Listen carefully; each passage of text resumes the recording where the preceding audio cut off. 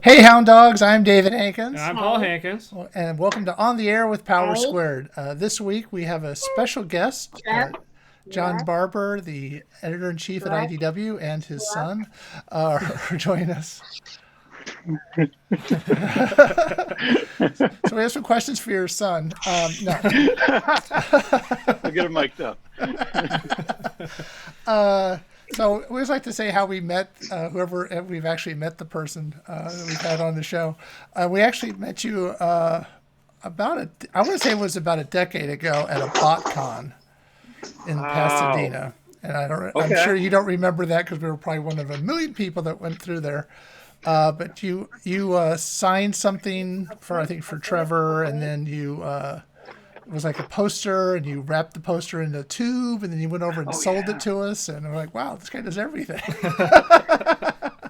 I remember that convention. I remember you guys from all the conventions. I wouldn't have been able to pick which one it was, but I definitely remember that. I remember it was a BotCon, and then there was we kept running into you at conventions and actually never introduced ourselves, and I remember there was one point where we thought, we were at Comic-Con on the far end on the second floor trying to have lunch in the hallway, and you walked by and we were thinking, you looked over and saw us, and we were thinking, he must be thinking, oh God, where are these people always around? You didn't say anything, it was fine, but we did introduce ourselves later, and then we told you we were doing a comic book, so it's been a while. Wow, I can't believe it's been that long, but you're right, that adds up. Yeah, but it's okay.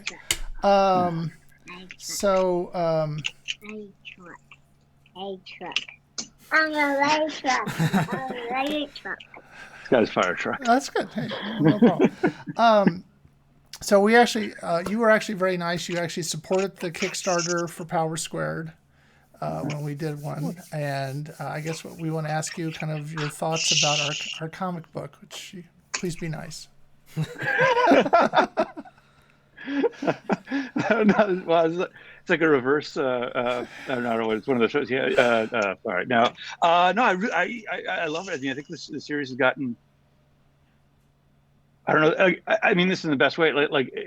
I love how much better it is now than when it started. And it wasn't like I didn't like it when it started. Fire truck again.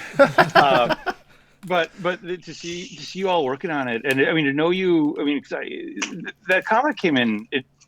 It seemed a few years into when we'd known each other, and then it was awesome to see, like, oh, you guys putting this thing together and making something, and then continuing to make it. You know what I mean? Like either one of those things is always something that, like, oh, somebody's just going to stop. I mean, I've seen it a million times, and then no, you actually did it, and then no, you're still doing it, and then now putting the podcast in. I read the emails every week, and I check the newsletters, see what's up, and it's been great. And no, I mean, I think the comic is like super fun. I remember when you changed artists at one point, right? After issue 5. Yeah. Okay, that was a while back now, wasn't it? Yeah, we've put out 10. 11's coming out soon, and we're working on 18 at the moment, so we're a little behind. Well, you're working on 18? Yeah. Wow. Okay. Yeah, we don't know when to stop. It's probably no, that's pretty far ahead too. That's pretty good. Yeah. No, yeah. I mean, I think I think it's only gotten better. I mean, I'm like I warned you, I'm fried, and it's 6:00 on Friday, and I'm not going to be able to give you too many story specifics, but I still actually have on my desktop on my computer here. I remember you gave me digital copies of the issues, and I actually still have a Power Squared folder on my desktop of my work computer. And I think it's only got like the first 6. It probably only has like the first 5 or 6 issues. Yeah.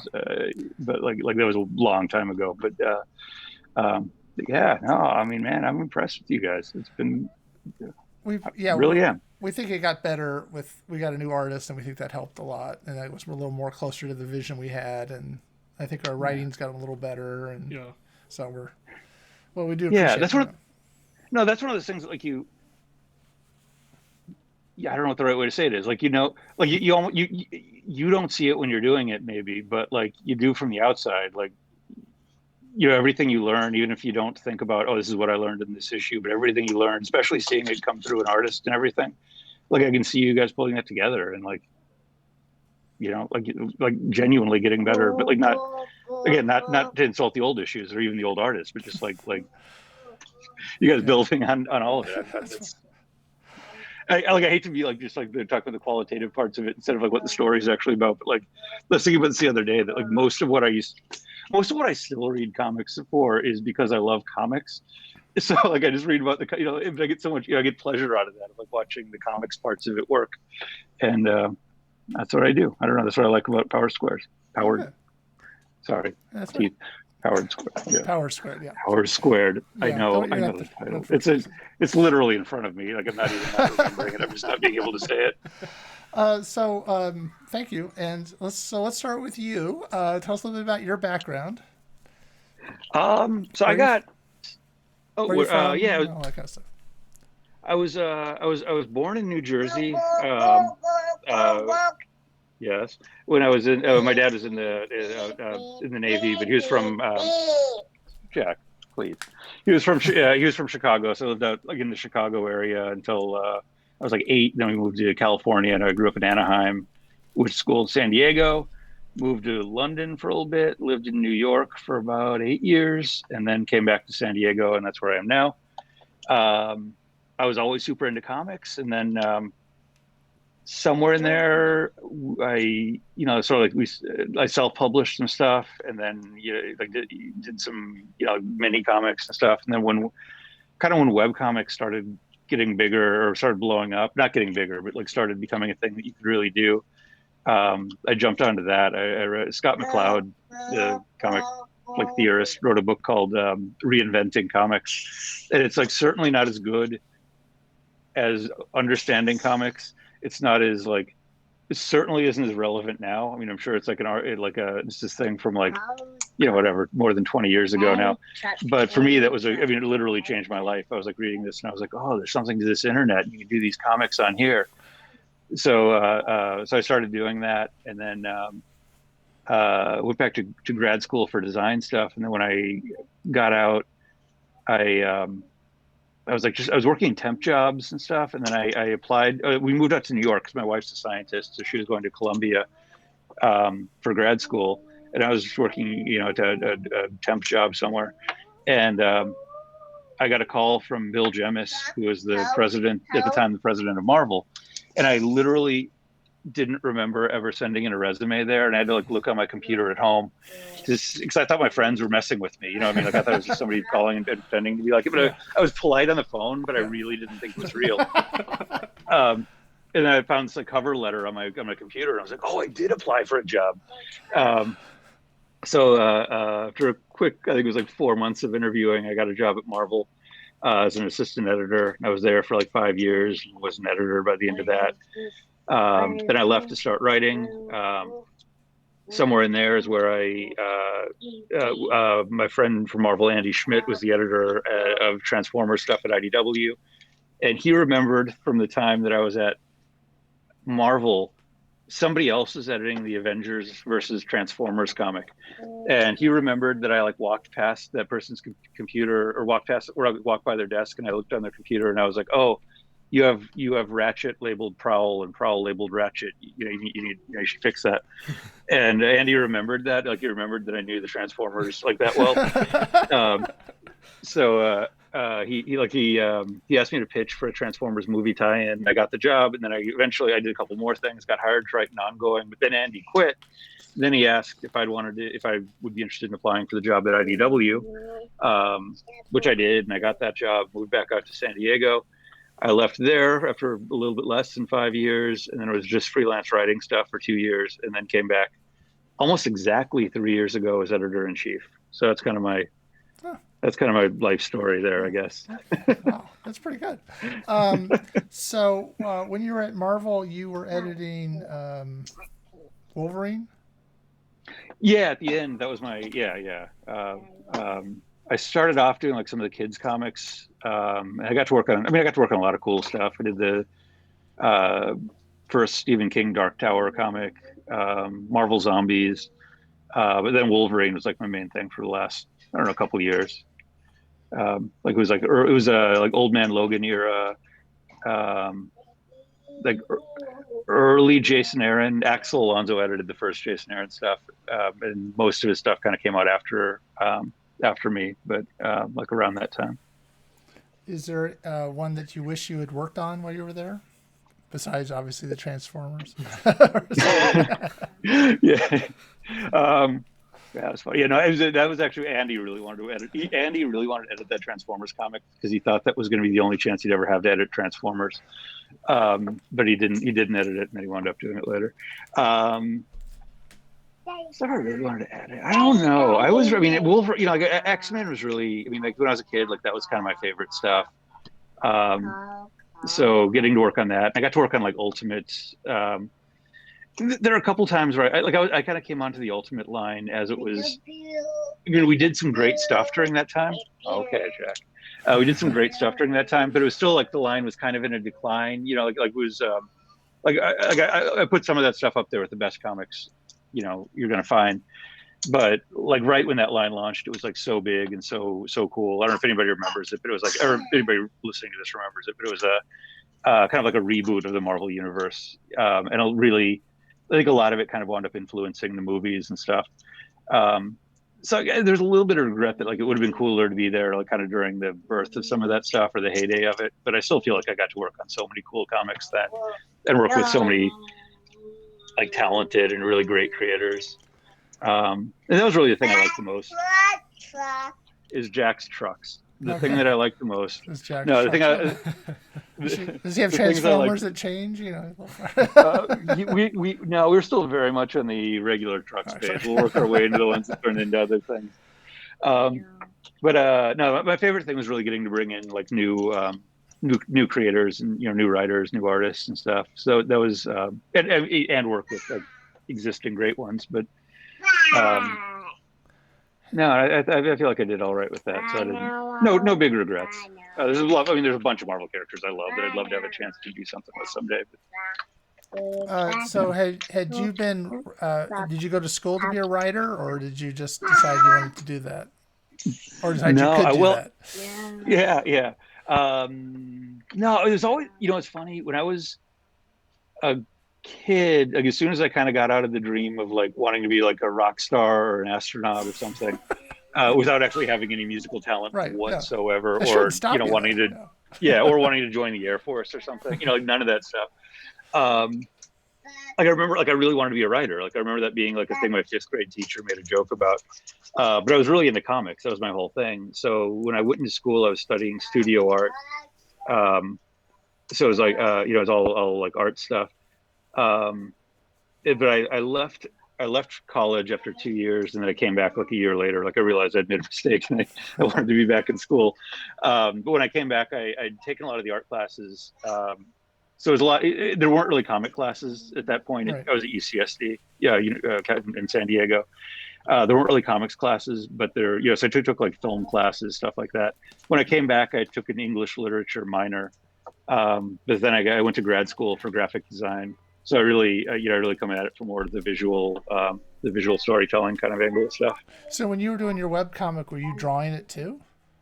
Mm-hmm. Oh, wow. Okay. Yeah. Yep. I did some stuff where like, I had a lot of friends that we'd trade off, like I'd draw their comic and they'd draw mine, like that kind of stuff. But it really wasn't until I was at Marvel. I think it was like some Adam Kubert pages, I think, that I was looking at. And I just remember looking at them and thinking, like, 1, I'm never going to be this good. But 2, I'm never going to want to sit there and draw that many windows on buildings, like. Yeah. So, I mean, do you still draw now? Or are you? No, I mean, it's funny because when I left IDW, I bought like a big thing of paper. I bought a pack of Micron pens. I bought some pencils, bought some erasers, and they're still sitting in my office, 5 years later. And I was like, honestly, literally thinking about that last night. I was like, I really should, at the end of like right around when I left IDW4, I'd been working with Tom Scioli on well, I say working with. I've been writing Tom Scioli's coattails on Transformers G.I. Joe. Like he was doing everything. I was barely involved. I mean, I like to think I contributed something to it, but that was all Tom. But I remember him saying to me like, yo, you should just go. People should go draw comics, even if they're writers. Doesn't matter if it's good. Just go do it because you're going to think about the comics differently. And I was like, yeah, definitely. He's right. It's been so long since I've sat down and drawn stuff. But yeah, no, I really kind of haven't for a long time. But it is something I think about every once in a while. It's not a great longing. I mean, like I was much happier writing stuff than I think I ever was drawing. Even when I spent hours and hours every night drawing, like it isn't some great regret, but it is like I should do it again just to kind of get, I'm not that good, but I can get back into the habit. It's probably good though that you bring a visual understanding or with you to your writing, and I assume you're editing as well. Yeah, I hope so. Oh, sorry. No, I was saying I hope so. Yeah, no, I mean that is. I know I'm not the best at any of the things I've done, but I have done like a little bit of everything. So at least I know when I'm asking somebody something, I know what I'm asking. And other people bring other skill set. That isn't the skill set you have to do stuff, but that's the one I have. Well, no, but that's kind of a nice, you can do both in a way. What did you work on in the 2 years you left between IDW? Between Marvel and IDW, or between IDW and IDW? IDW. Well, yeah, either one. But I was more asking about the difference between IDW gigs. Yeah, that's what I was. I was writing a ton of Transformers at that point. I was. Thank you. At that point, I was. I was full-time writing. So I was doing the Optimus Prime series, Back to the Future. Where else? I was doing some. I was doing some like rewrites on screenplays for stuff, like some animated stuff that I don't think ever was wound up getting made. Live action thing. I kind of was working as a producer on some of that stuff. We did a what do you call it? I don't even know how to describe it. We did a series of rooms about Transformers. It was like a interactive, like you walk into it. It was things that kind of happen to you and stuff. Like there's a Shield kind of one of them in Treasure Island in Las Vegas, and for Marvel, like a Marvel Shield one. So it was the same company, and they got the Transformers license, and they were doing this Transformers thing. And I remember that was supposed to be like a couple months gig, and then it turned into like a couple years. But it was pretty, it was pretty fun. It kept being pretty interesting. But it was, I remember at one point calling Margaret Scott and being like, "Hey, remember that thing? I think she was the one that got me involved in it originally. I was like, "Hey, remember that thing you told me about? That was supposed to wrap up last year. It's all done." And literally, while I was on the phone with her, I got a message from the producer being like, "Okay, the budget changed. We have to go back to square one. You have to start over." And then the best part, it's also not going to be in Las Vegas. It's going to be in Chongqing, China, which it is, or it was. Yeah. I'm not sure if it's open. I mean, post-COVID, I don't know what's open, but like it was open, at least a year or two ago. Huh. The funniest thing about that, and you'll like this, I think, because you're Transformers fans, they got all the original Transformers voice actors to come in and read the script, right? So it's like Peter Cullen reading Optimus Prime, and everybody like reading the script that I wrote, and like him being, I guess, like my producer friend was telling me like, some of the lines, it was like, "Oh, John, he's like, Optimus Prime wouldn't say that. He fixed it." And I was like, "Yeah, I take no offense to that. It's Peter Cullen. He knows what Optimus Prime is going to say. That's great." But they recorded all of it with all the actors, recorded it a second time when the whole thing changed, and then re-recorded it in Chinese because that's what actually plays in China. Wow. So, but they wanted to do the recording based on the audio from the original Transformers voice actors, even though it wasn't going to be in English in reality. So I just think that's funny. There's somewhere out there an audio of all those people reading this stuff. Anyway, a bunch of random stuff like that. Wrote some Spider-Man issues, a bunch of comic books. But you were still being, some of your stuff was still being published by IDW. Oh yeah. A lot of, I left IDW under good circumstances. I was friends with everybody and stayed, stayed in touch. We did signings in the gallery at the IDW offices a bunch. So yeah. No, I was friends with everybody. Okay. What brought you back besides being editor in chief? I mean, was that the offer that brought you back, or? Yeah, it kind of was. Like I was doing okay. I was doing okay with this little asterisk that Transformers was winding down, right? Like the Transformers run that James and I and Margaret were doing, and Alex Milne and Andrew Griffith and everybody. We knew that was going to end with Unicron. We knew it was going to get rebooted into a new series. So there was an end date on it. The Back to the Future series ended also. That I'd worked with Bob Gale on that. So it was like a couple things that were my regular gigs were going away, and I knew that was coming. But there's still other stuff, But it was David Hedgecock, who was the associate publisher, like took me out to lunch one day, and he ostensibly wanted to talk to me about like some writing opportunities, but then somewhere in there he was like, also, because Chris Ryall, who was a longtime editor in chief, had just left to go to Skybound, and I don't know. There's something. Titles of jobs don't really matter that much to me, but the title of editor in chief always kind of did. There's always something to it of me growing up like a Marvel fan, and then, at Marvel with Joe Quesada, it was the editor in chief when I was there. There's something about the title or the legacy of it that kind of had some, a little bit of meaning to me, but also kind of thinking, it'd be a chance to kind of work with a lot of different people on a lot of different, a lot of different things, and maybe do some good, and it turned out to be a pretty wild couple years that I picked to come here on. Definitely, I don't know that 13 months ago I would have envisioned the past 12 months. I don't think anybody thought that was really ever happen. But yeah. That was it. Okay, some questions you want to ask? Yeah. On the subject of Transformers, how do you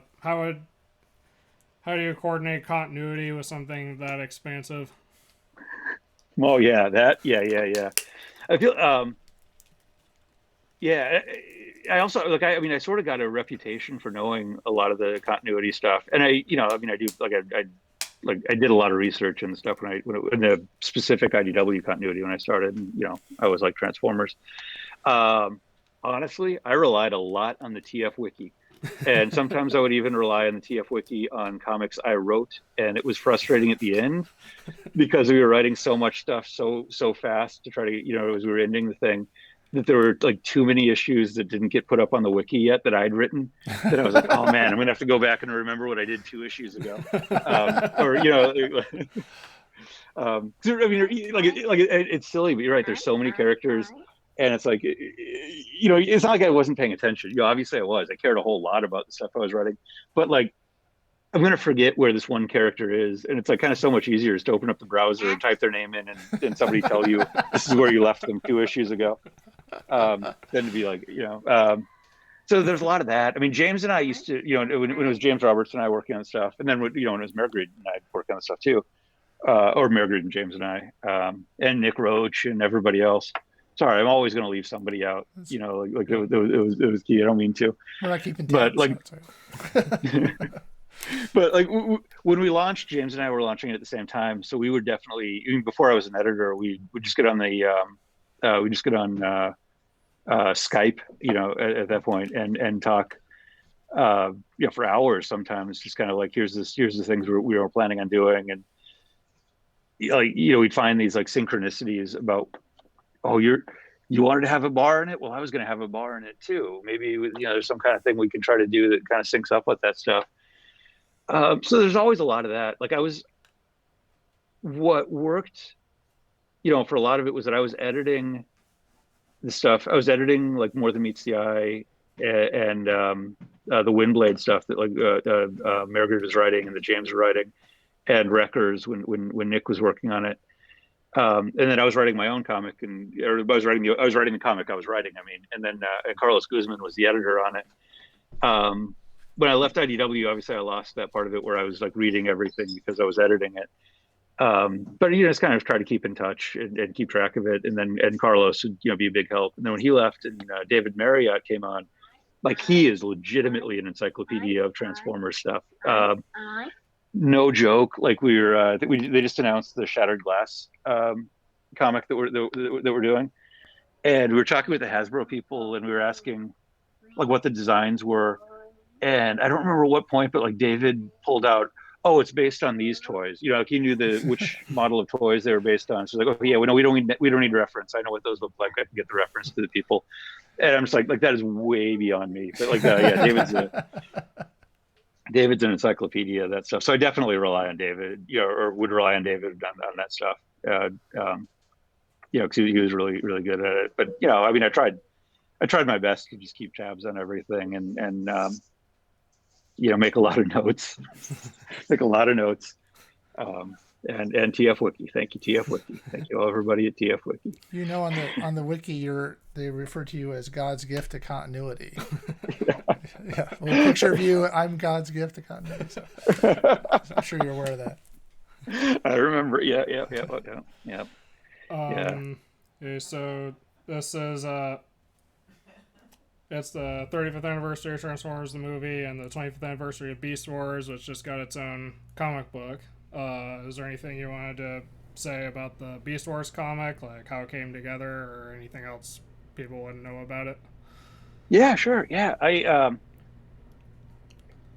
mean, the thing I really think is like really cool about Beast Wars and about like Transformers is that like Beast Wars is like the real thing to everybody that grew up with Beast Wars. You know what I mean? Like usually there's something where it's like here's the main thing, and then there's like things that are like maybe not as good with it. But Transformers over the years has had a bunch of them where it's like no, this is the thing that was like the real thing that made made people a fan. Yeah.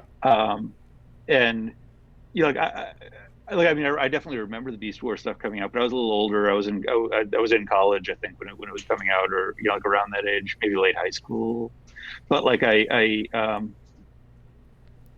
remember. I mean, just being an early CG cartoon, being so amazing. But it wasn't. But like that's kind of the level I was looking at it at. But I know so many people who work on Transformers, and who obviously the fans were like that was the thing. That was the thing they really wanted. So that was what I was like.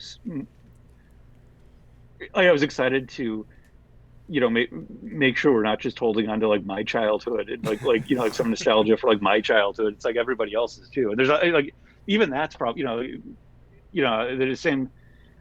There are people who are going to say the same thing about Transformers animated or I mean really anything, but I feel like that was another big one of like a lot of people.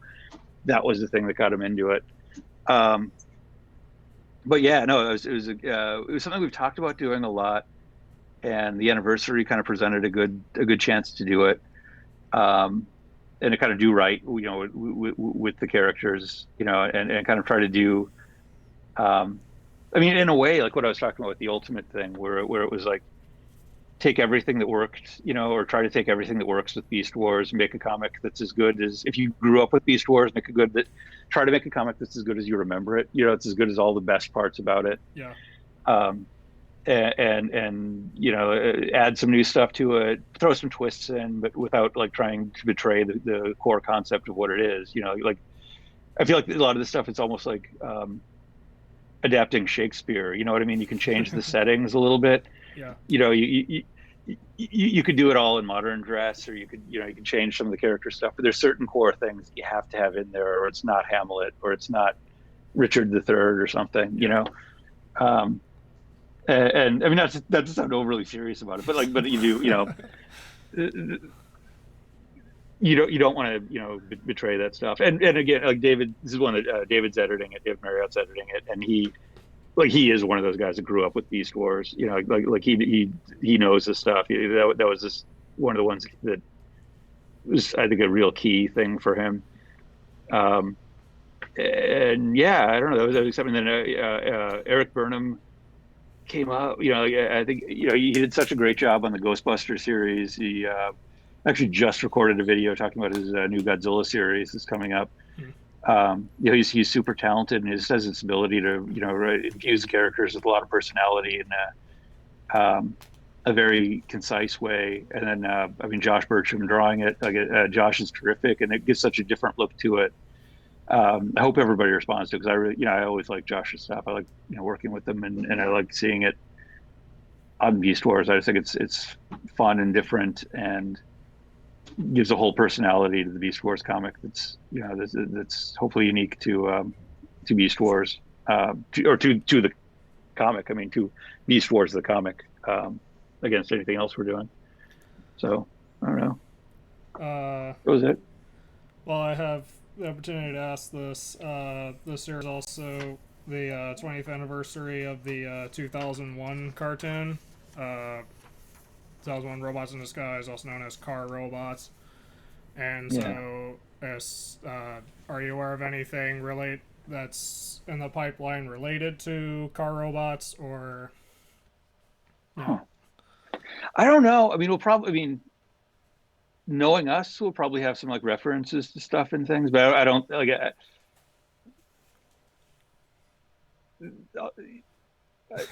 yeah, I know. Sorry, no. We really. I don't mean. Sorry, I was trying to think if there's anything I can really say. We really don't I don't know. That's going to be. I don't know. That's going to. This is going to be the year that blows that out. No, and it's no disrespect to it. Right. I mean, everybody knows I've pulled some stuff from there myself over the years. That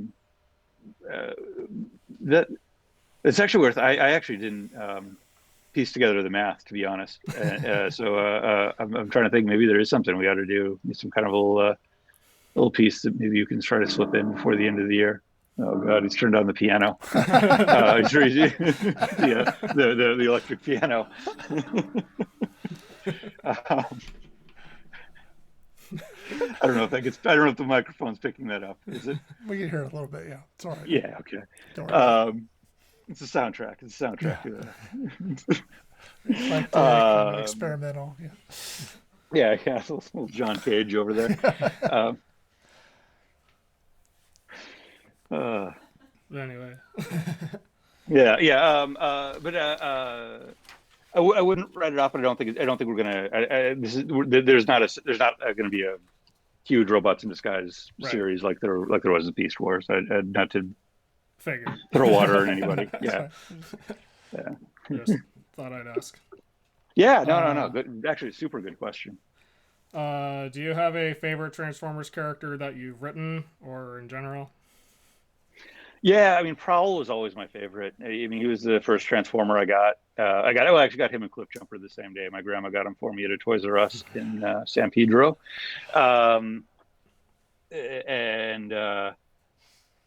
I always liked the I don't know. I was an adult before I realized he wasn't one of the main characters in Transformers in most of the media, because some of the stuff he was, and that was enough to kind of make me think that he was big. And I remember, I was like, oh, isn't everybody is affected when he gets blown away in the beginning of the movie? So he was always one of my favorites, and I thought, the characterization of him in the IDW universe prior to me, I thought was one of the, more interesting. Sorry, there were kind of a number of takes on him that I thought, in my head, added up to a really interesting character. I like what Mike Costa did. I loved what Nick Roach did, and kind of, and what the pieces that James, brought into it and everything. So kind of trying to play with that character, that was always one of my favorites. RC became absolutely one of my favorite characters to write.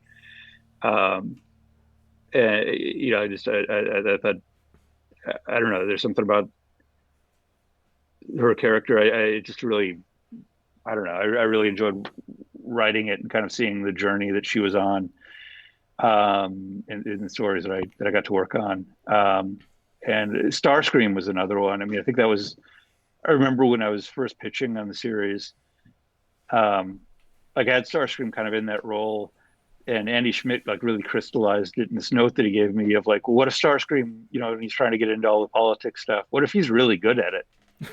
and you know, and I was like, yeah, that is. I mean, that is what. I mean, yeah, it's what works. Like that's what makes it work. Is like he's not the failed second guy. This is it's like, oh, the world finally changed, and this is his opportunity, and this is where he's going to have the chance to do it. And then, you know, again, kind of seeing that kind of grow up and kind of or grow out, and see what Margaret did with him, and where he moved in that series. And I do feel like that's one of the ones that I feel like when you see Starscream in other media now, like I think we made a real impact on the way that character works in Transformers lore. You know, me and Margaret and Sarah Peter DeRocher and Andrew Griffith, you know, and everybody that worked on the visual parts of it, you know, because a lot of it was the acting of the character too. But like, maybe I'm reading too much into things, but I feel like that was one where like the character after us is kind of a little different than he was before us. Yeah. So I always like that. What is your writing process like? Yeah, man, I haven't written anything for a while either. But I actually was. I don't want to say what it was, but I was actually kind of pulling something together the other day.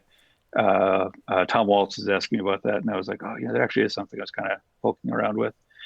What I would usually do is I would write like an outline or a pitch or something. I mean, usually, you know, like for Transformers or anything where I'm having to send it to somebody to get approval, like, you know, it would basically be a pitch, but I'd like just write it just in a regular, you know, word, or, you know, I think I'd usually use Pages at that time, but, you know, now probably Google Docs or something. You know, just kind of write pretty stream of consciousness, not try to stop myself, just write everything to get it down, because it's easier for me to edit it. I think it's easier for most people to edit it than it is to get it down the first time. Yeah. So typos, things where I get halfway through a sentence and then decide I don't agree with the first half of the sentence. So I'm like, and then he does this. No, wait, no, he doesn't do that. Or, you know, he's acting this way, or no, that's not his personality. You know, like whatever. Then go back and just kind of, you know, clean that up, make it readable, make it something somebody can read. But what I would usually do though is take that same document once it got approved, once everything got you know, noted up and adjusted, take that same document and then break it into pages. You know, go, okay, this is the part of it that happens on page 1, page 2, page 3. So that way I'm never starting with a blank page again. Like that first time was the only time I have a blank page that I'm staring at me and making fun of me and telling me I can't fill it, you know. Like from then on, it's always filled.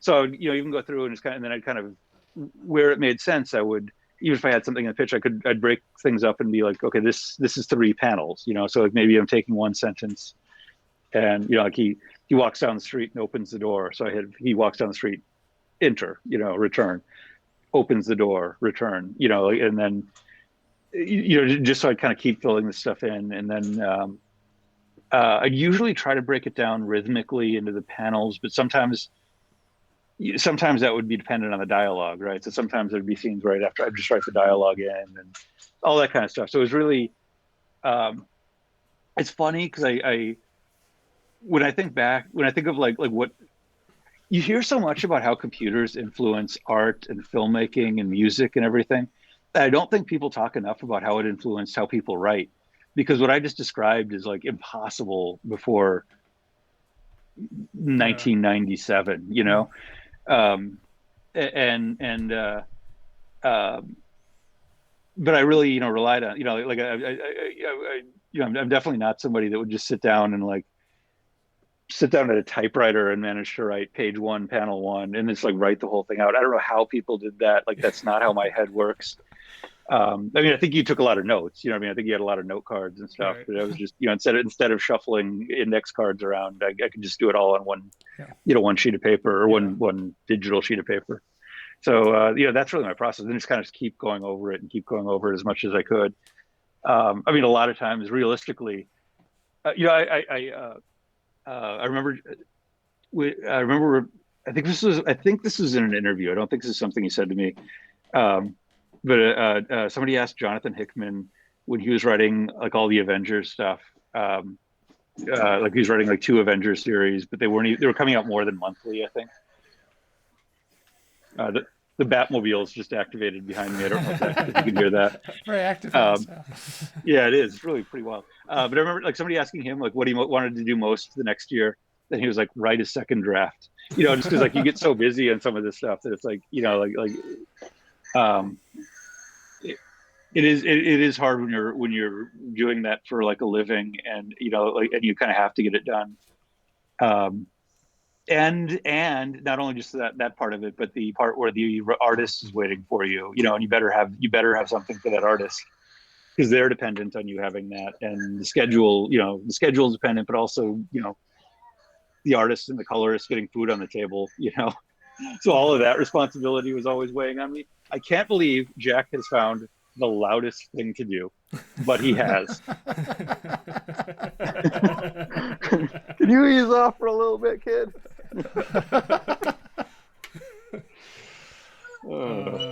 Is there a difference between working on as an in-house property like X-Men or a licensed property like Transformers or Back to the Future? I would say that like specifically like Transformers and G.I. Joe and like, I mean, a lot of the Hasbro stuff, like most of the stuff that we did when we had the Hasbro universe, like all that stuff, I'd say that was closer to working on like on X-Men or whatever than almost anything else. There's a few other comics that are kind of like that. Like I'd say the same thing about Teenage Mutant Ninja Turtles too. And I think they all have in common, I mean, G.I. Joe, Transformers, and Ninja Turtles all have in common that they were comic books basically as long as they were anything. Yeah. So there's kind of, even though it isn't the same people working on it, there's like an institutional knowledge of it. I mean, actually, that's not true. Kevin Eastman is still working on Teenage Mutant Ninja Turtles, but other than Kevin, there are I mean, like at Hasbro or Nickelodeon has Ninja Turtles now. So it's not like those people were there then, but where there are other things where like necessarily it's different, where there's stuff where it needs to fit in with I mean, if you're doing something with Star Wars, like everything's canon, so it all has to fit in with these. Well, you saw a slate of TV shows, like dozen TV shows they have coming out, all the novels they have, all of the movies they have planned that nobody knows about, all the so all that stuff necessarily goes through a story group where people are looking at it. Where the Transformer stuff was in our universe, we didn't, there was usually not a mandate of like, here's the thing you have to do. We do stuff like, it was like special, like Dark Cybertron, where we were working with them, but that was like an intentional thing. I mean, I do think on the Transformer side, it was remarkably close. I no real discernible difference, except that like the ultimate arbitrator when it was something about X-Men, when I was at Marvel, was Joe Quesada, and then on Transformers it was Michael Kelly at Hasbro. Both of them were reasonable people who understood story and understood the characters. So it wasn't a problem.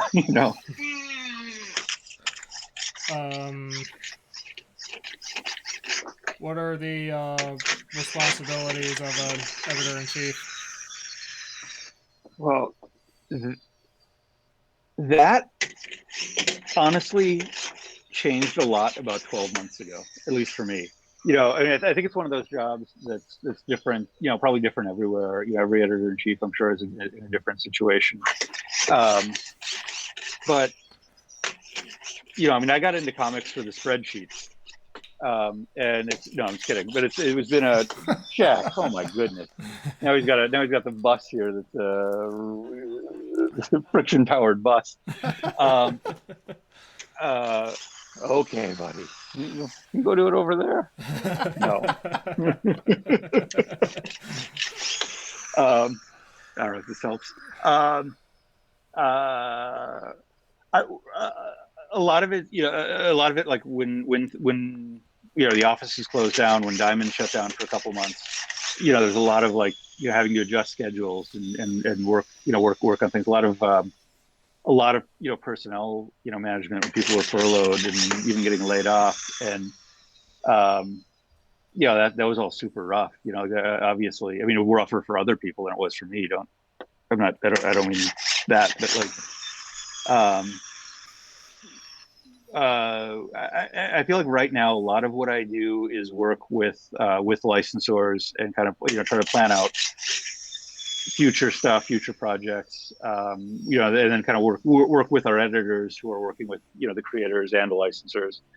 But kind of trying to work on stuff on a macro level and kind of see here's the 3 or 4 year plan for what we want to do with with Transformers or GI Joe or Star Wars or whatever. Kind of look at like here's the big goals of what we want to try to do. Here's how long we have the deal, and here's where we need to start thinking about when we need to start renewing stuff and getting everybody involved in that. And because that's not my department. Like I don't write contracts. But figuring out all the financial stuff, there's wound up being a lot more of the technical end of stuff than I think there was 2 years ago or 2.5 years ago, where I think a lot more of that was the pure creative planning of the stuff. And it's good. I mean, we have a lot of great partners and licensors and stuff, so it's not like it's some slog or something either, getting on there and talking to everybody, but winds up being a bizarre amount of meetings. And then there's the part that the part that nobody necessarily thinks about is there's the regular parts of regular management that you've got a staff of like 10 or 12 people, and just kind of going 10 or 12 people who are all going through a thing that in 10,000 years of human history nobody has had to do before this year. And it's affecting everybody differently, but it affects everybody. So there's some people I know that are stuck at home by themselves and have basically been by themselves for like 12 months, and there's other people like myself who don't have 45 minutes to get on a call by themselves, right? Like yeah. And it's great. Don't get me wrong, I love Jack. I mean, I'm joking about anything that I say about that. Obviously I love my kids, but I mean, all that stuff, trying to make sure everybody's okay, like not only it's tough for all the immediate staff and the immediate management stuff, but like we work with freelancers all over the world. And on the one hand, you could be like, well, freelancer artists are already working at home. They're already, used to some degree to weird loneliness of like sitting there and writing something by yourself or drawing something by yourself or coloring something by yourself. But you also want to make sure everybody's okay. Like this is a much more enforced version of that. And there have been times where people have, it's been super rough for people. So you just want to get on there and talk and make sure everybody's okay. Do your best, do what you can. I feel like we've been, pretty lucky. Like there haven't been the number of tragedies there could have been, around us. So I'm really happy with that. But it was a rough year for a lot of people. A lot of people lost work at different places. We definitely didn't know what the future was going to hold a year ago, and it turned out, like in terms of sales and stuff, it's been great. Like it's been weird because people are stuck at home and they want to read stuff, so no complaints there. Like that part turned out fine. But it's the personal toll that you worry about and that you want to make sure. So I don't know. I don't know if that was the answer you could have possibly expected, but that's kind of just it's been weird. It's been a weird time to be doing this kind of job. I definitely, I'm way behind. There's so many people I owe so many emails to, and there's only so many hours you can go in things because at 1:30, whatever meeting I'm in, I gotta go get the kid. I was rushing in here, coming in, having just grabbed the kid because my wife is a scientist. She doesn't have the luxury of being at home. We don't have a lab here, right? She's boom in the background. All right. Yeah, right. It's not. I wish it was like a Hammer horror movie, and we did have a lab. A laboratory. Yes. Yeah, exactly. So another question we have here is, what are you currently working on that doesn't violate NDAs? What are you allowed to tell us? Yeah. If you can't tell us, that's cool. We're not gonna. What are we? What's some of this stuff? I mean, like as a company, we've got like I obviously can't talk about that much. We're definitely, the market for comics is always shifting. So, I think we're looking, probably do more. I mean, I think this is public. IDW as a company is looking to do more original properties, more original stuff, more stuff in like graphic novels, especially for kids. I think that's the thing a lot of people want to do. So, can't specifically talk about that, but there might be some sequels to some of the stuff that's already come out that, that we're in talks with. That might be people that are, people your listeners might like, your viewers might like. Personally, like on like personal projects, there's a couple like kind of creator-owned things that I've wanted to work on. We kind of got kind of far on a couple of them, but for whatever reason, things have gotten waylaid. Nobody knows. I did start writing something fairly recently that might see the light of day that isn't creator owned, that might make its way out soon. But I can't really. Yeah, That's no, fine. it's not an NDA, but I can't really talk about it because I've talked about it with most people. There's 2 questions here. What is your editing process like, and do you have a favorite comic that you've worked on?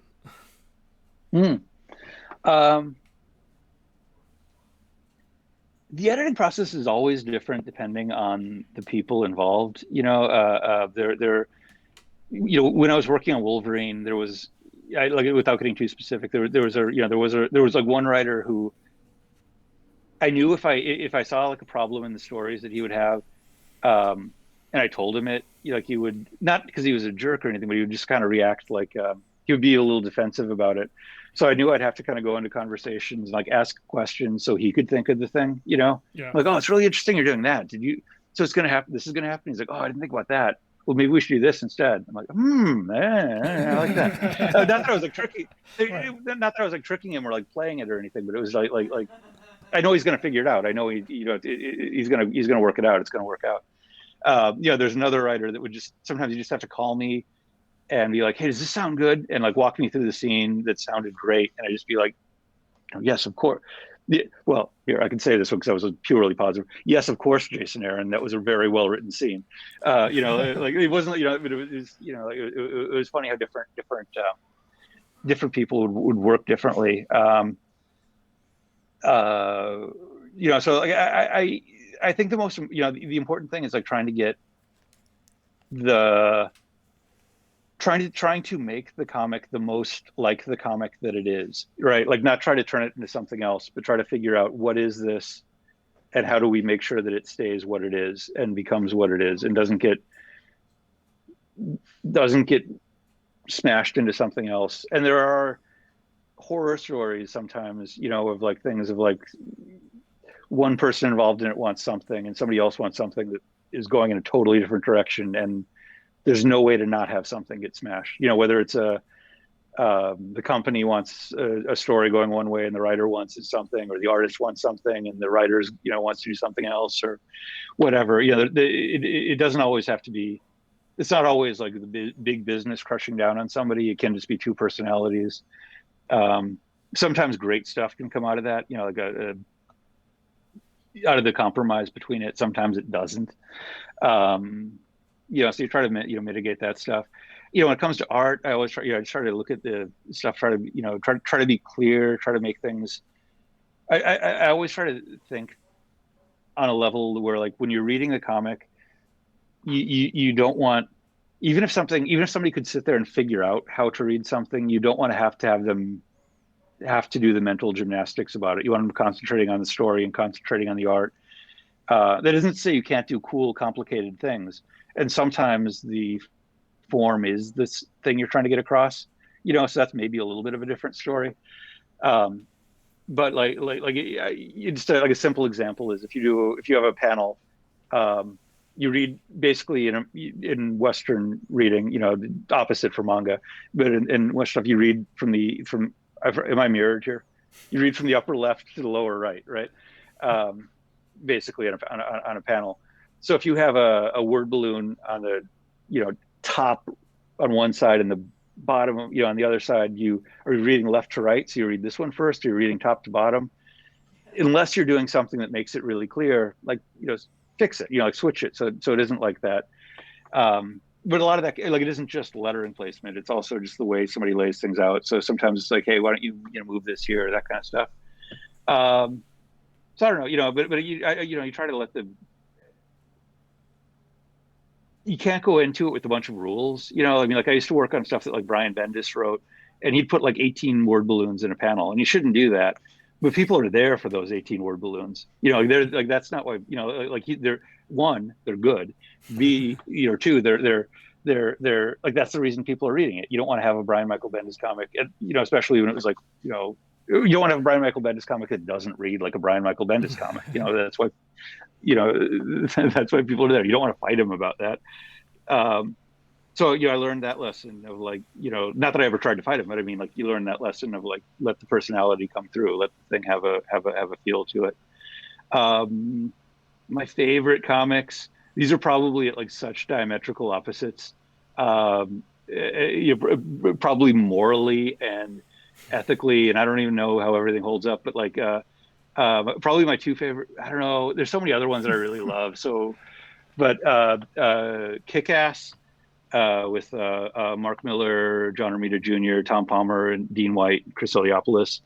And then Gem and the Holograms, with Kelly Thompson, Sophie Campbell, Jen Bartel, everybody that worked on that book.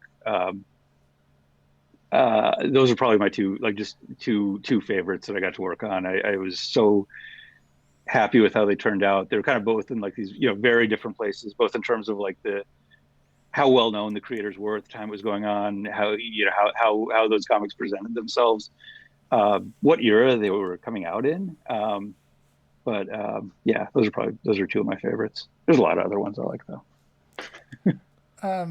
Do you, we met you at conventions. Do you enjoy going to conventions, or is that sort of part of the job that you feel you have to do? No, especially when it comes to like San Diego, like SDCC, I don't like the week before the convention, because that's when there's like all this like stuff you have to get done, all this pressure of stuff you have to have worked out, all these panels you have to get all the slides in, and there's always something that's going wrong, of like some approval for some slide and some panel that somebody needs to give you so you can get the thing that gets somewhere else, and like that's always so stressful, and it makes me think I don't like the convention. And then once I'm there, I'm like, oh, I'm back, this is it. And then when it's all over, there's like what happens? We have to go back to real life. Like, it's horrible. Because I've been going to San Diego Comic-Con since before the convention center was there. I went to the old convention center. The first, my old man Barber story, the first SDCC I went with my now actually this is a totally bizarre story, but my stepbrother Chris Bayaki, he and I went there, and I remember like my parents dropped us off in the morning, walked up, bought our tickets, went into San Diego Comic-Con. At the end of the day, my parents came to pick us up, and we were like, hey, can you maybe you guys could go to dinner and then just like pick us up later, so we can go see the premiere of this movie that we want to see called Akira. And so that was like my first or second Comic-Con. So I love it. Yeah, no, I do love it. I love going to conventions in different places too. I've definitely been so lucky to get to go around the world because of some of this stuff. And I remember when Andrew Griffith, Livio Remendelli, and I were standing on the Great Wall of China saying, "Transformers got us here." Like, can you believe that? Can you believe if you were going to tell yourself when you were a kid, or yourself a year ago, that this is happening? Yeah. I would have never thought that. So, yeah. I love conventions. I love meeting the fans and seeing everybody. And it's also like things can get so negative online and so awful, and people are so terrible. But then you go to a convention and it's not like that. Most of the time there are a couple, but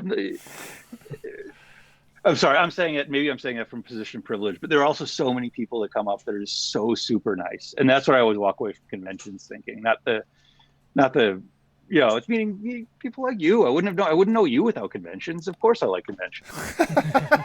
Or proof, yeah.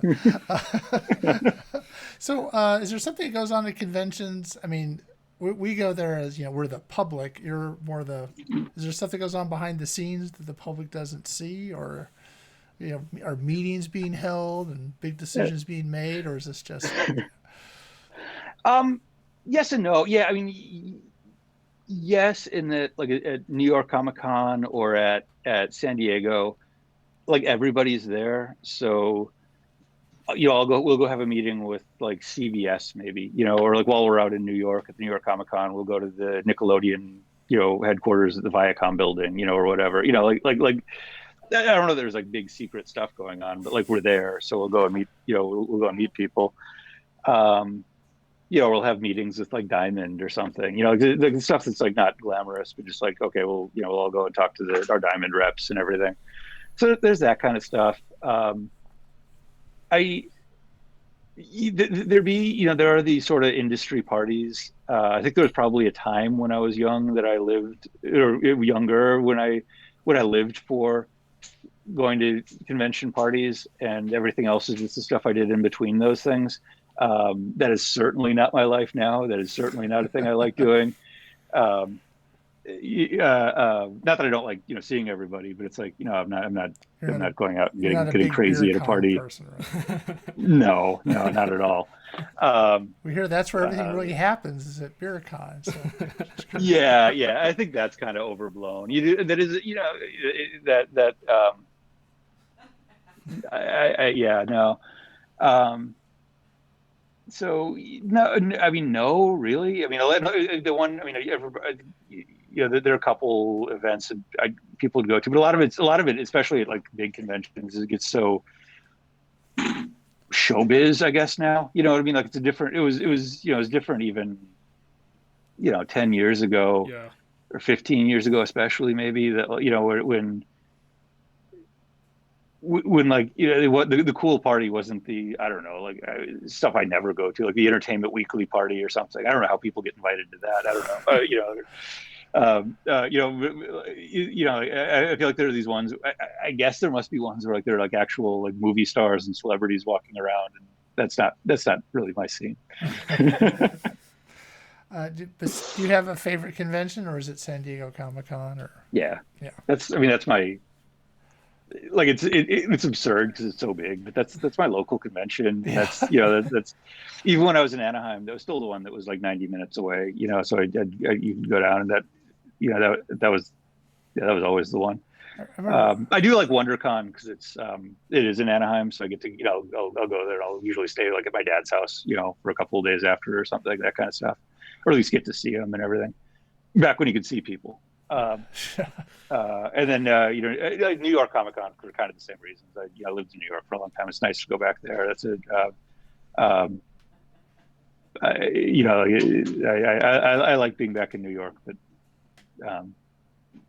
so I don't know. There's so many other good ones too. Tommy Lee Edwards puts on some good shows in North Carolina, and the people he works with, Tom's my friend, but like the other people he works with there, there's so many good shows that I'm not mentioning. I'm picking the big pop. It's like, I don't know. I don't know what that's like. It's what's your what's your favorite band, and just picking the whatever's number one on the top 40 list right now. Like I feel like that wasn't a cool answer. I should have had a better answer. That's okay. That's all right. We're not judging you.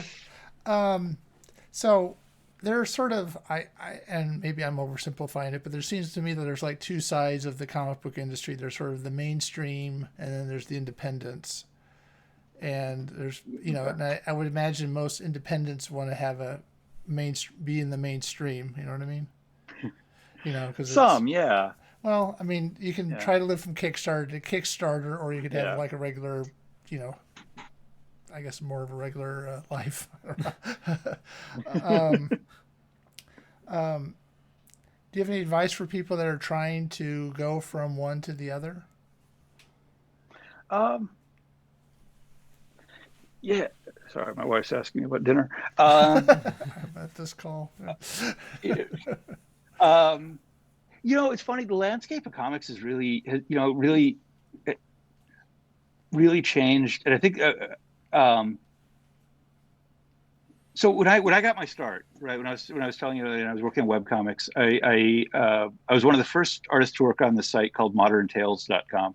And Modern Tales was like the first like professional webcomic site. Like everybody got paid. It was like a subscription model. Jim Zub came from there. He and I knew each other back then. This was like 2001 or so, 2002.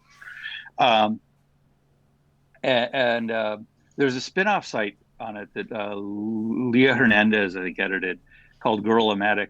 And on there was this indie comic called Smile by Raina Telgemeier. That was this comic that was, like an alternative comic. And then somebody somewhere looked at that and realized, no, it's not an alternative comic. That's a mainstream comic for kids. And that's, Raina Telgemeier is the biggest star in, kids graphic novels. I was gonna say kids graphic novels, maybe kids literature. Everybody my daughter's age has read all the stuff, and that world, the way that world of like OGNs, is really blowing up or has blown up, creates this like totally different world where there isn't like one mainstream to go to. You know what I mean? Like it isn't like, okay, I'm starting out and doing my own comics, and then I go over to this and I go to work on, Batman or Justice League or Transformers or whatever. There's also this way you just go and you're like, no, I'm gonna do these, do graphic novels, and that attracts a lot of creators from from the middle grade book space and from YA book space, from like prose space. But it also brings in a lot of people who are just like brand new or, kind of just coming up and whose stories kind of fit more into that mold, into a place that's like maybe more aimed at kids or aimed at young adults or something. So like that's a real big change in terms of like, in terms of what those stories are and what the, like that is a real mainstream that exists in like actual like mainstream publisher, from the big book publishers that have been around 100 years or whatever. So yeah, but that is like, so one, I guess first thing is like, look at what you do and see where you fit in more. If you're trying to move out of what you're doing, like that would be my advice, is like, don't try to ram your head against a thing that where there might be a simpler thing that's more like what you want to do, maybe. In either way, you know what I mean? Like there are also people who are like, no, I want to write Wolverine. Like that's great. Like I love reading Wolverine, so I'm happy somebody wants to write it. Like that, and that's more. I mean, honestly, it's probably I mean, no disrespect to either side of that when I say that, because I've hopefully clearly I love that.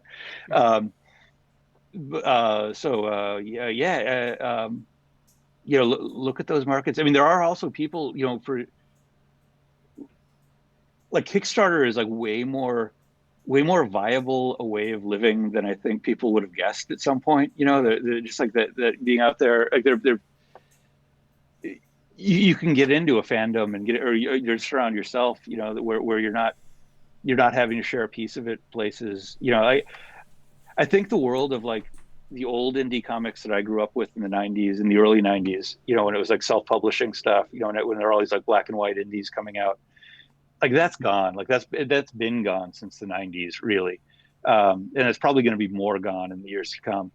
But that same stuff can exist, in different locations. You know what I mean? Like that specific outlet is gone, but that doesn't mean the comics or the stories behind there are gone. That just means that, you find this other way of doing it. And I think that ability to reach the readers directly is important.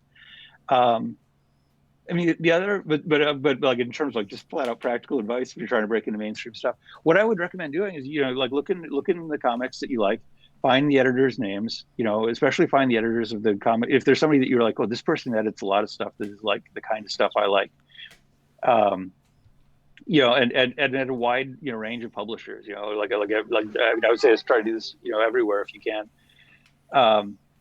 and like send your stuff to them, like if you're doing physical comics, Like the address of the publisher is usually in the comic. It's weird in COVID year because a lot of this stuff is just by the nature of shipping is going to wind up sitting in a warehouse. You know, it might have been sitting there for a year. Like I actually just went back to my office and found that somebody had sent me, a friend of mine had sent me something, and like I didn't know it, and it had been there since I don't know when.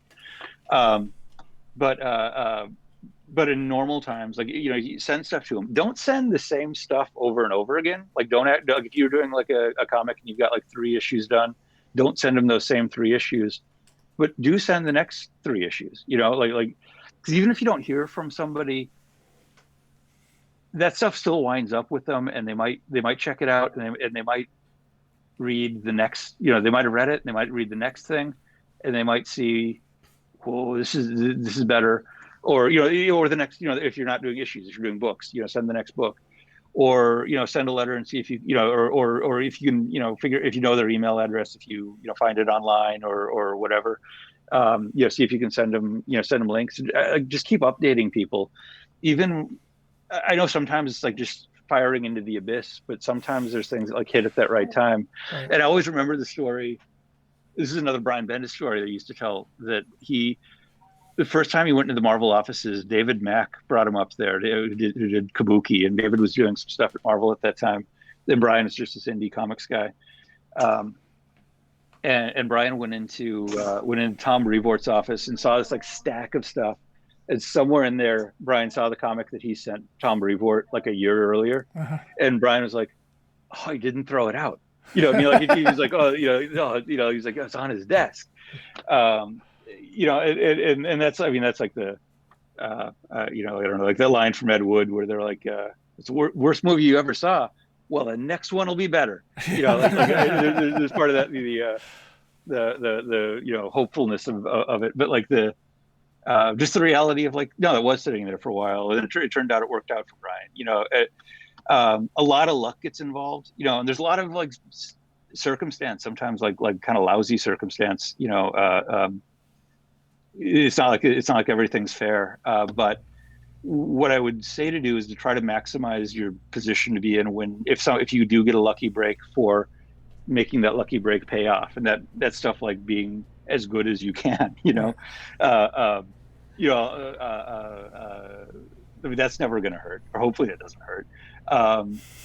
Being true to yourself. Yeah. Oh, sorry, you're too good, John. I get a lot of that. I get a lot of like, John, you're just too I'm sure good. You do, yeah. Yeah, I don't know. It's pretty rambly advice, but that's it's a rambly world right now. There's a lot of the, both in terms of like just the last year, but also in terms of just the way comics have shifted. Got to open the Connect 4. The way comics have shifted, like a lot of the rules are being rewritten as we go, you know. Right. So, yeah. Where do you see the future of comics then? Have you see it be? You know, I assume you like printed comics, but do you also see a digital? Do you see a hybrid kind of existence, or?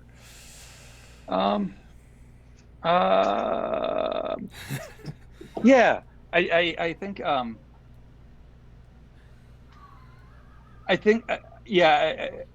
Digital comics were really blowing up, and then I think some of the circumstances of the business of things kind of slowed things down a little bit, to be honest.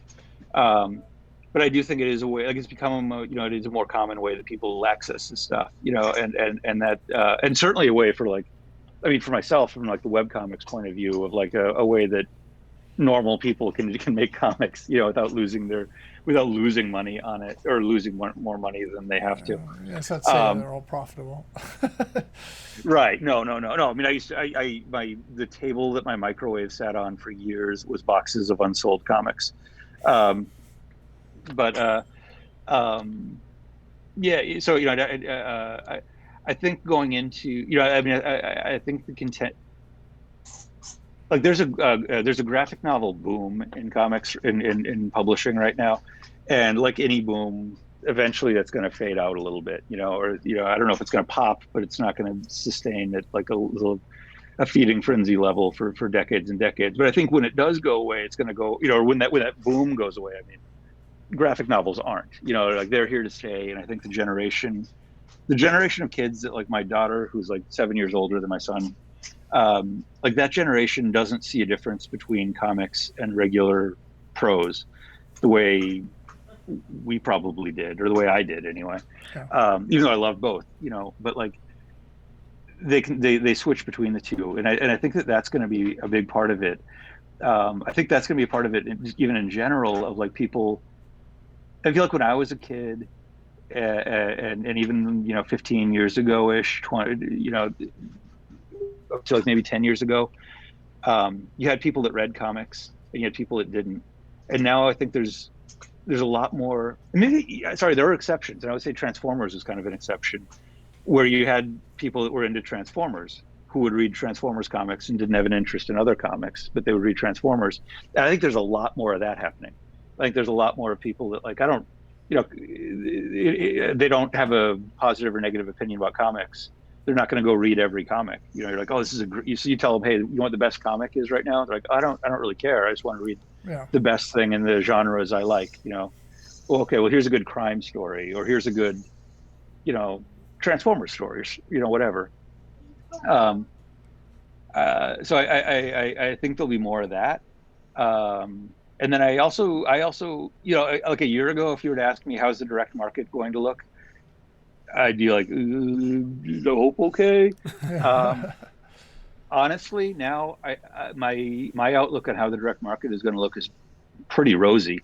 Like I think it's going through a transitionary period, but I do think there'll be I think walking out of it with a world where, walking out of it being COVID, walking out of this with a world where there are comic book stores and there are stores that are selling, comics and related stuff, games or Funko Pops, right? I think that's, I don't think that's, I thought there was a real danger of that not making it a year ago, and I don't feel that way now. We've like IDW. In the history of IDW, our 3 best-selling direct market comics have come out in the last 6 months, like ever. And that's wild. So people still love this stuff, and they love So yeah, no, so I think it'll be. I just think comics will have a wider range of places they can be. Digital bookstore, bookseller, right. Specialty shops, and I think we'll find new places. I'm sure somebody's going to come up with something that's like another place you can get them that we haven't, pieced together yet. But I just think I just don't. I feel like what I was trying to get at, I guess, like, was it like there? I don't know if stigma is the right word, because I think that's been gone for a long time. But there used to be a thing of like, oh, comics are for this, oh, that's for certain people. Nothing wrong with it, but now I don't think that exists. I think it's like oh, sure, I'll read a comic if you tell me it's good. Okay, if it's good and it's within my interests, yes, I'll check it out. I feel like that's more of a prevalent feeling these days. Yeah.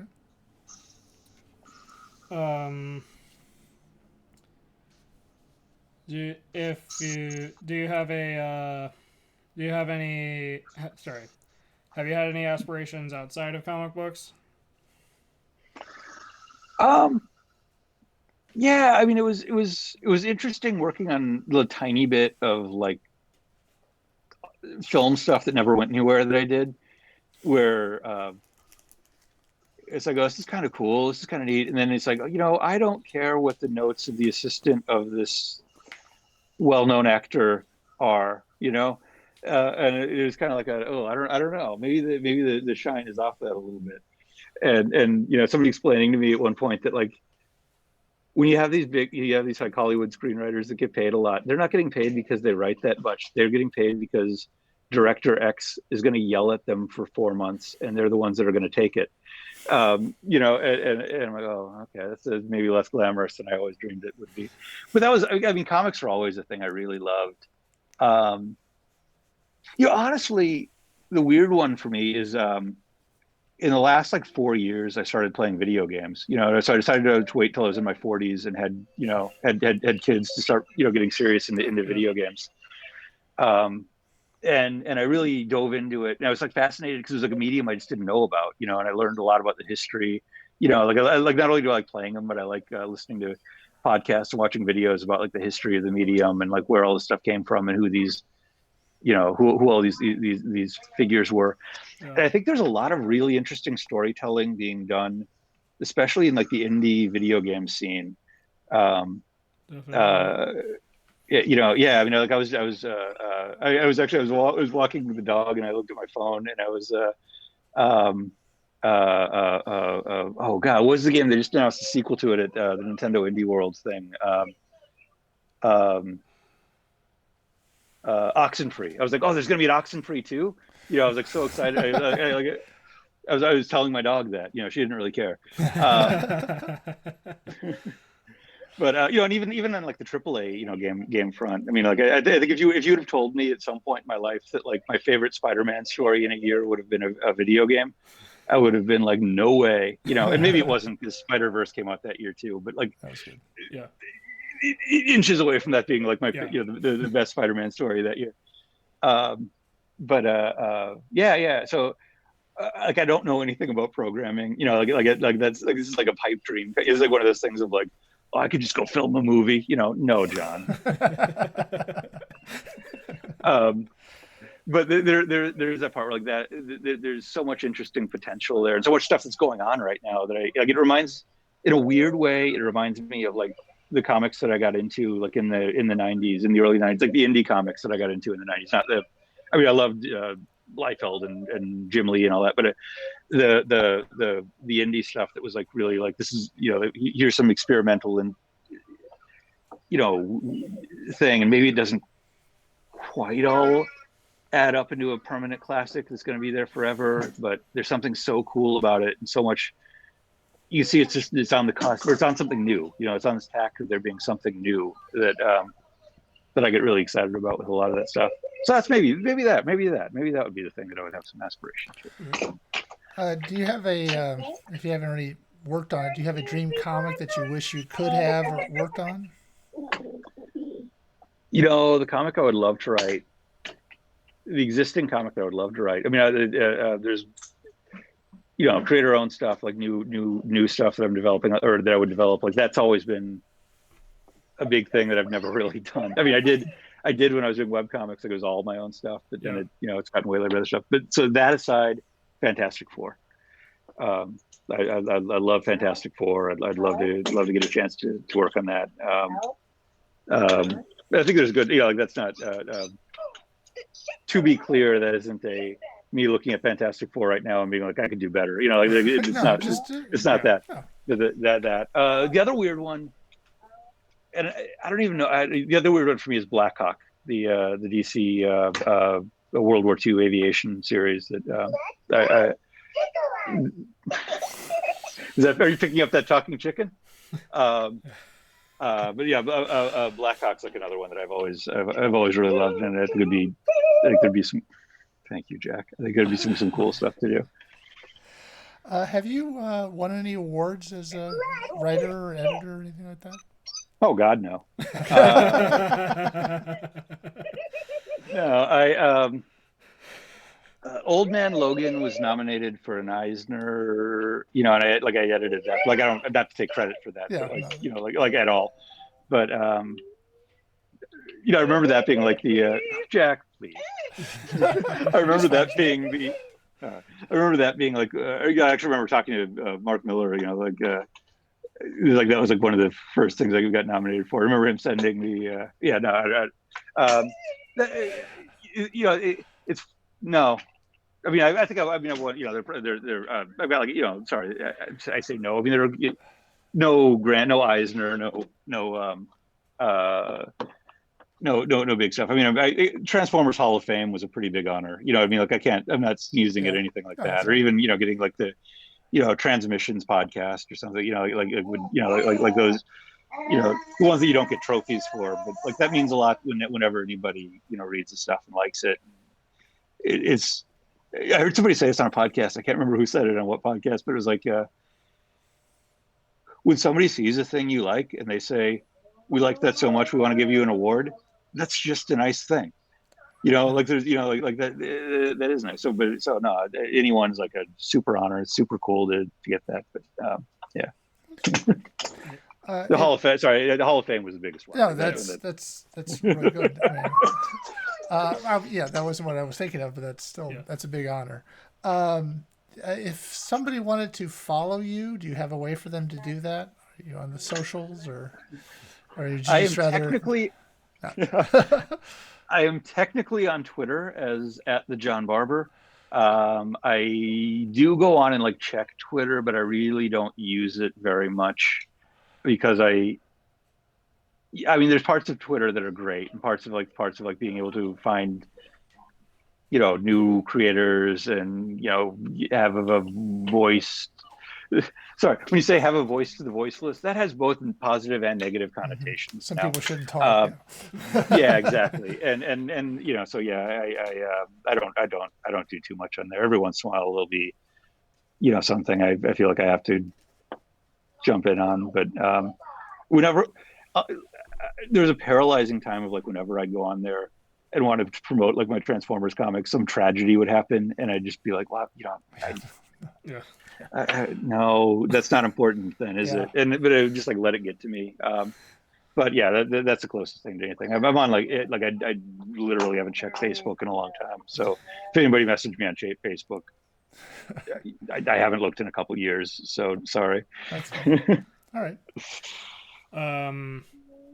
Okay, so since we're at the end, if you are watching this on YouTube and you liked this conversation, leave a like, subscribe if you want to see more, and ring that notification bell if you want to see when more of these go up. So we really want to thank you for taking the time, you and Jack, for being on the show. And this is, hey. He needs a haircut. That's what this is all about. we didn't get their haircut until they were 4, I think. Like really long. All right. Yeah, we're on our way. Yeah. Looks good on you. Yeah, he still has long hair looks good. Yeah. Long hair looks good. So anyway, thanks for being on the show. I really appreciate you taking the time. I know it's a Friday night and you're probably got other things to do, but I do appreciate you taking the time. I loved it. Thanks for having me, and I really appreciate the chance. Okay, great. Thanks. Sign off. What? The sign off. Oh, Oh, sorry. So until next time, I'm David Hankins. I'm Paul Hankins. And this has been On the Air with Power Squared.